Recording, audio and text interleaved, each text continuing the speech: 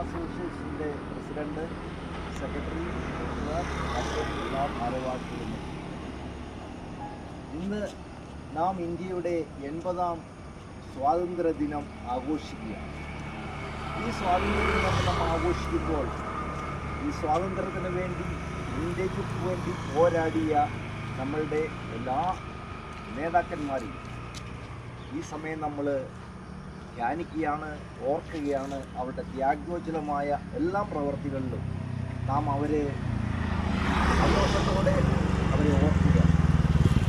യഥാർത്ഥത്തിൽ ഇന്ത്യക്ക് സ്വാതന്ത്ര്യം കിട്ടിയിട്ട് 50ാം വർഷത്തിലേക്ക് നാം പ്രവേശിച്ചിരിക്കുകയാണ്. ഇന്ത്യയിൽ നിന്നും ബ്രിട്ടീഷുകാർ ഇന്ത്യക്ക് സ്വാതന്ത്ര്യം തന്നതിന് ശേഷം ഇവിടുന്ന് മടങ്ങിപ്പോകുമ്പോൾ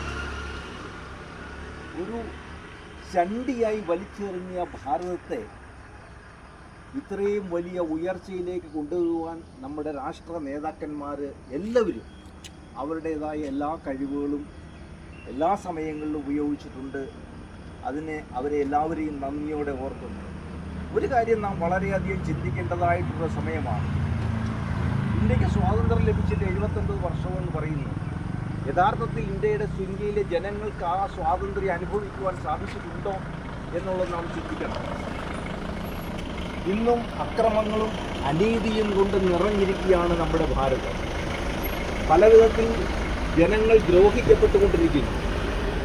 മതപരമായും രാഷ്ട്രീയപരമായും ഇന്ത്യയെ വിഭജിക്കുവാൻ ശ്രമിച്ചുകൊണ്ടിരിക്കുന്ന ഈ രാജ്യത്ത് നാം ഒന്നു ചേർന്ന് ഇന്ത്യയുടെ ഭരണഘടന ഉയർത്തിപ്പിടിക്കുവാൻ, ഇന്ത്യകളിലെ ഭരണഘടനാ മൂല്യങ്ങൾക്ക് വേണ്ടി നിലനിൽക്കുവാൻ, ഒരു പരമനിരപേക്ഷമായ രാജ്യം, ആ രാജ്യം ഉയർത്തുവാൻ നാം ഓരോരുത്തരും ശ്രമിക്കും എന്ന് നാം ഇന്ന് പ്രതിജ്ഞ എടുക്കേണ്ടതാണ്.